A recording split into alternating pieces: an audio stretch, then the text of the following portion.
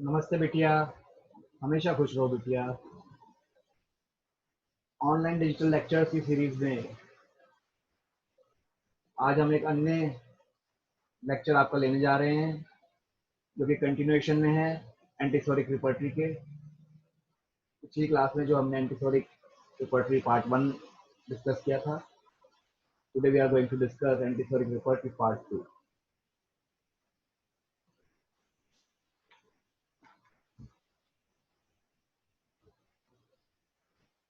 So before starting this lecture, I will like to say that we are all proud to be a part of the best women's university in India, that is JVW Jaipur.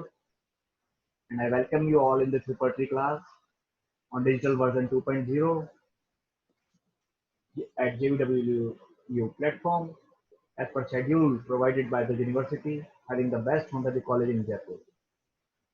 Hope the lecture will satisfy your quest for knowledge. Please listen it carefully and drop your queries in the comment box, which I will answer in the problem solving session. So now we are going to start this part 2 of the historic repertory.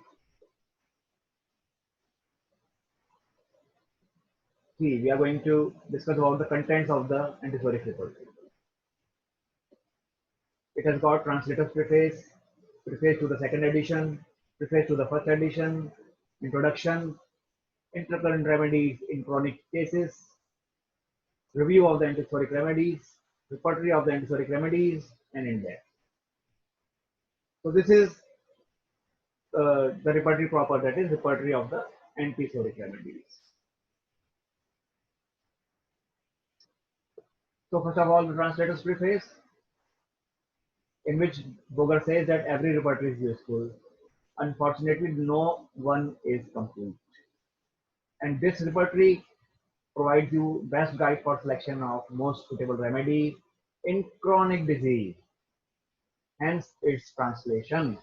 मैंने इसका translation क्यों किया? क्योंकि chronic disease में helpful है, miasm पे based है.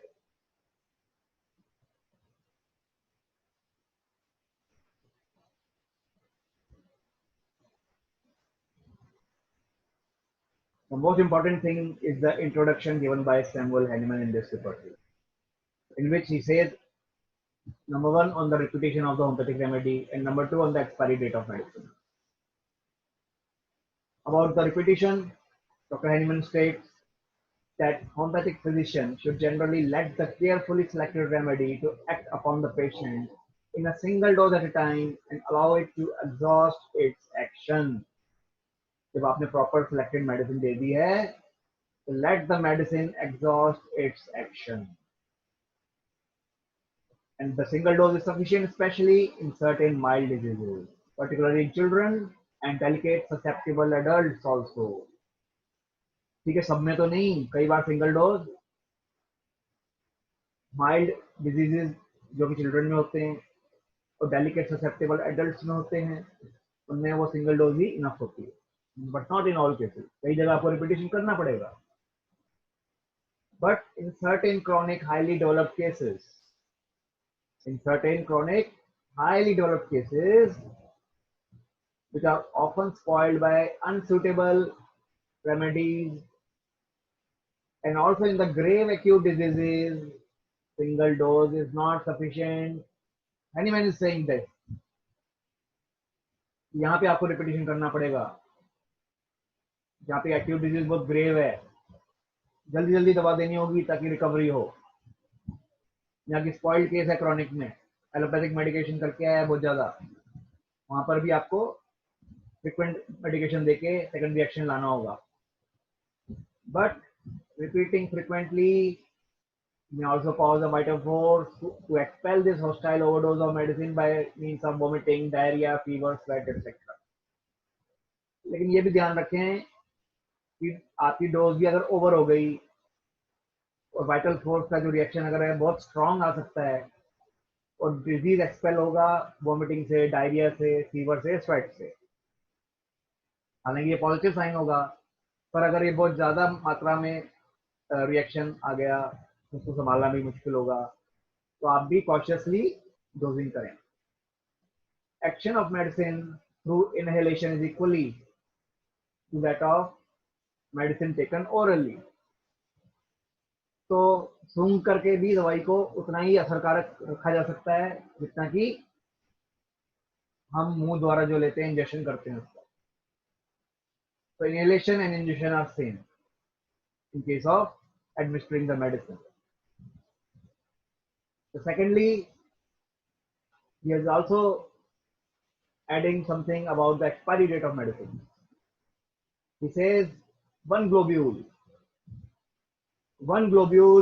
10 to 20 of which weigh a grain, moistened with 30th potency, and then dried its full power for at least 18 to 20 years. It retains its full power for at least 18 to 20 years, he says, especially if protected from heat and sunlight. And even if the vial is opened as many as 1,000 times, it will retain its potency, its power. So homeopathic medicines are so strong that once they are made, once the globules are moistened with the potencies, they retain their power even for 18 to 20 years, especially if protected from heat or sunlight. This is the only condition.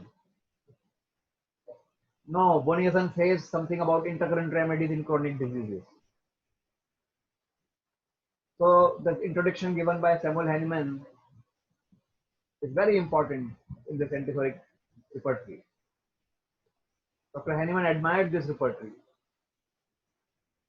This was the only repertory in which Dr. Hahnemann has given a preface or introduction. Now, Boniasan is saying something about intercurrent remedies in the chronic disease. He says somewhere you can give coffea in between the treatment, especially when there is sleeplessness. Hiparsal can be alternated with nitric acid if the case is of abuse of mercury. Magnetus articus can be given for excessive irritation and trembling, great anxiety, apprehensiveness, great nervousness. It will allay this anxiety in chronic diseases if given intercurrently. We can even apply mesmerism for nervous persons in general in between the treatment of chronic disease. Nux vomica can be given to allay the nervous system which is irritated, hypersensitive, fearful, anxiety is there. Opium can be given where there is want of sensitiveness. Pulsula can be alternated with Nux, especially in the cases where there is changeability and irritability. No, the other thing which Dr. Bonigasan is telling is the interruption of the antisoric cure. When you have applied the antisoric remedy and if there is interruption in the action of the medicine, you have to treat the cause in such cases. Now, for example, a patient is on treatment and due to anger with indignation, the direction of symptoms are changing. You can apply Staphysagrine in between as intercurrent. If there is some grief or shame, you can apply Ignatia. If there is wrath and violence, you can apply Chamomilla. If there is herniation of the abdominal viscera through the muscles, you can apply Nux vomica. If there is homesickness with red cheeks, sleeplessness, you can apply capsicum. If there is unhappy love with inward grief, you can apply Ignatia. If there is unhappy love with jealousy, you can apply Hyoscyamus. So, by applying such medicine, interruption in antisoric cure can be removed. Now, the further information about removing the interruptions of the antisoric cure, like if there are bruises and wounds in between the patient who is taking treatment, you can give arnica. If there is some fright and vexation acutely, then you can give aconite. If the patient is catching cold again and again, you can give Nux vomica. If there are dyspnea attacks, associated with nausea, you can give Ipecac. If there's intoxication after taking wine, you can give Nux vomica.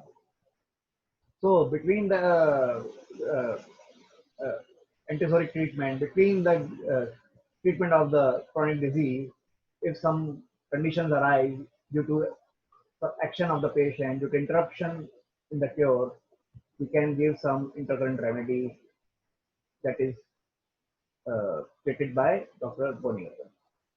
So here we have ended antipsoric repertory part 2. So at the end of this lecture, I will like to give you an assignment which is in form of subjective question. And here it is.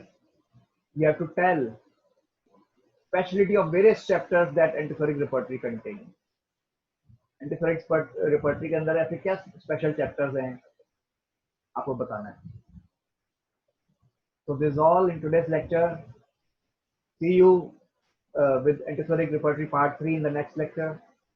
Till then, goodbye.